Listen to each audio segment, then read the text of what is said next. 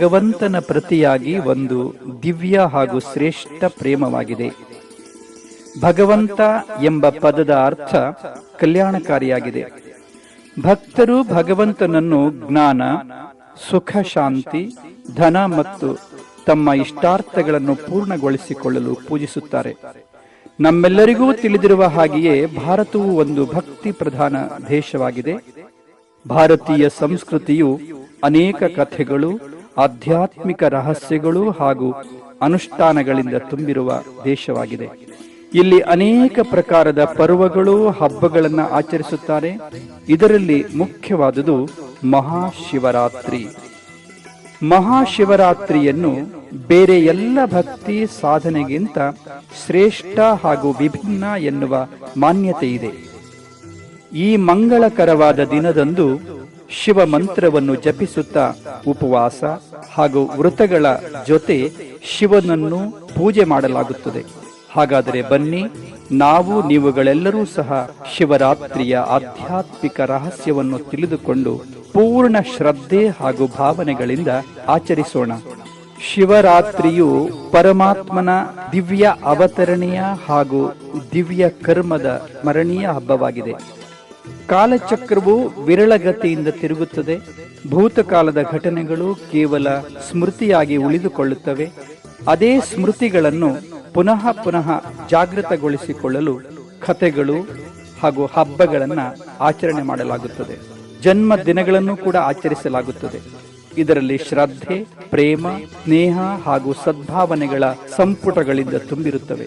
ಆದರೆ ಮುಂದೆ ಇಂತಹದೊಂದು ದಿನವೂ ಬರುವುದು. ಆ ದಿನ, ಅದರಲ್ಲಿಯೂ ಶ್ರದ್ಧೆ ಹಾಗೂ ಸ್ನೇಹ ಅಂತ್ಯವಾಗಿ ಕೇವಲ ಉಳಿಯುವುದೆಂದರೆ ಪರಂಪರೆ ಮಾತ್ರ. ಈಗ ಈ ಹಬ್ಬಗಳನ್ನು ಕೇವಲ ಪರಂಪರೆಯನ್ನು ನಿರ್ವಹಿಸಲು ಮಾತ್ರ ಆಚರಿಸಲಾಗುತ್ತದೆ. ಆದರೆ ಸಮಯ ಪ್ರತಿ ಸಮಯ ಈ ಹಬ್ಬಗಳಲ್ಲಿ ಅಡಗಿರುವ ಆಧ್ಯಾತ್ಮಿಕತೆಯ ರಹಸ್ಯಗಳು ನಮ್ಮನ್ನು ಜಾಗೃತಗೊಳಿಸುತ್ತವೆ. ಶಿವರಾತ್ರಿಯೂ ಸಹ ಈ ವಿಶಿಷ್ಟ ಪರ್ವಗಳಲ್ಲಿ ಅತಿ ಮುಖ್ಯವಾದುದಾಗಿದೆ. ಶಿವರಾತ್ರಿಯು ನಿರಾಕಾರ ಪರಮಪಿತ ಪರಮಾತ್ಮ ಶಿವನ ದಿವ್ಯ ಹಾಗೂ ಅಲೌಕಿಕ ಜನ್ಮದ ಸ್ಮರಣೆಯಾಗಿದೆ. ನಾವು ಈ ಪ್ರಪಂಚದಲ್ಲಿ ಯಾರದೇ ಜನ್ಮೋತ್ಸವವನ್ನು ಆಚರಿಸಿದರೂ ಸಹ ಅದನ್ನು ಜನ್ಮದಿನವೆಂದೇ ಕರೆಯುತ್ತೇವೆ. ಅವರು ರಾತ್ರಿ ಜನ್ಮ ಪಡೆದರೂ ಸಹ ಅವರ ಜನ್ಮೋತ್ಸವವನ್ನು ಜನ್ಮ ರಾತ್ರಿ ಎನ್ನದೇ ಜನ್ಮದಿನ ಎಂದು ಕರೆಯಲಾಗುತ್ತದೆ. ಆದರೆ ಶಿವನ ಜನ್ಮದಿನವನ್ನು ಶಿವರಾತ್ರಿ ಎಂದೇ ಕರೆಯಲಾಗುತ್ತದೆ. ಇದು ಕೇವಲ ಶಿವನ ಜೊತೆ ಜೋಡಣೆಯಾಗಿರುವ ರಾತ್ರಿಯ ಸ್ಥೂಲ ಅಂಧಕಾರದ ವಾಚಕವಲ್ಲ. ಇದು ಆಧ್ಯಾತ್ಮಿಕ ದೃಷ್ಟಿಕೋನದಿಂದ ಕಲ್ಪದ ಅಂತ್ಯದಲ್ಲಿ ಘೋರ ಅಜ್ಞಾನ ಅಂಧಕಾರ ತುಂಬಿರುವ ಈ ತಮೋಪ್ರಧಾನದ ಪ್ರತೀಕವಾಗಿದೆ. ಯಾವಾಗ ಸೃಷ್ಟಿಯ ಮೇಲೆ ಅಜ್ಞಾನ ಅಂಧಕಾರವು ಹರಡಿ ಕಾಮ, ಕ್ರೋಧ, ಲೋಭ ಇತ್ಯಾದಿ ವಿಕಾರಗಳಿಗೆ ವಶೀಭೂತರಾಗಿ ಮಾನವನು ದುಃಖಿ, ಅಶಾಂತನಾಗುವನು, ಧರ್ಮವು ಅಧರ್ಮದ ರೂಪ ಪಡೆದುಕೊಳ್ಳುತ್ತದೆಯೋ, ಭ್ರಷ್ಟಾಚಾರವು ಅತಿಯಾಗುತ್ತದೆಯೋ, ಆಗ ಜ್ಞಾನ ಸೂರ್ಯ ಪರಮಾತ್ಮ ಶಿವನು ಅಜ್ಞಾನ ರೂಪಿ ಅಂಧಕಾರವನ್ನು ವಿನಾಶ ಮಾಡಲು ಪ್ರಕಟವಾಗುತ್ತಾನೆ. ಕಲಿಯುಗವೆಂಬ ದುಃಖದ ಪ್ರಪಂಚವನ್ನು ಪರಿವರ್ತನೆ ಮಾಡಿ ಸತ್ಯಯುಗ ಸುಖಧಾಮವನ್ನಾಗಿ ಪರಿವರ್ತನೆ ಮಾಡುತ್ತಾನೆ.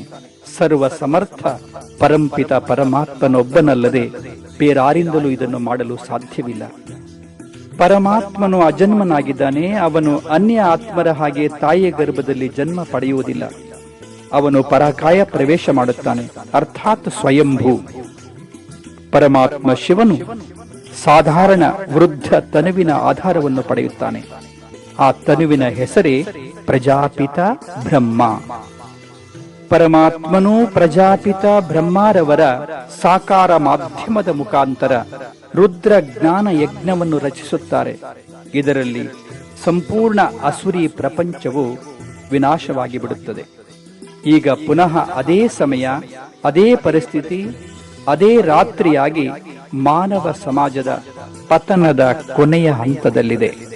ಕಲಿಯುಗದ ಅಂತ್ಯ ಹಾಗೂ ಸತ್ಯುಗದ ಆದಿಯ ಈ ಪುರುಷೋತ್ತಮ ಸಂಗಮಯುಗದಲ್ಲಿ ಜ್ಞಾನಸಾಗರ, ಪ್ರೇಮ ಸಾಗರ, ದುಃಖಹರ್ತ, ಸುಖಕರ್ತ, ಕರುಣೆಯ ಸಾಗರ, ಪತಿತ ಪಾವನ ಪರಮಾತ್ಮ ಶಿವನು ನಾವೆಲ್ಲ ಮನುಷ್ಯಾತ್ಮರ ಆರಿದ ಜ್ಯೋತಿಯನ್ನು ಪುನಃ ಬೆಳಗಿಸಲು ಅವತರಿತನಾಗಿದ್ದಾನೆ.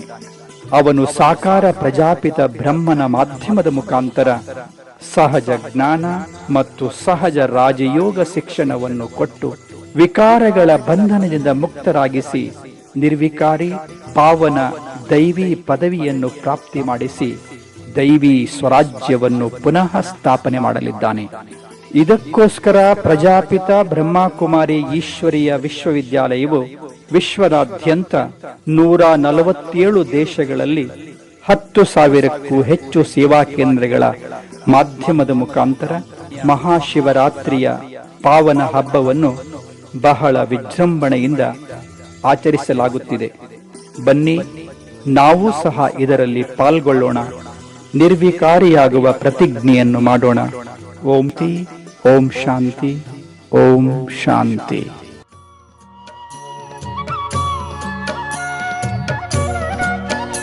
ಓಂ ನಮಃ ಶಿವಾಯ, ಓಂ ನಮಃ ಶಿವಾಯ, ಹರ ಹರ ಭೋಲೆ ನಮಃ ಶಿವಾಯ, ಓಂ ನಮಃ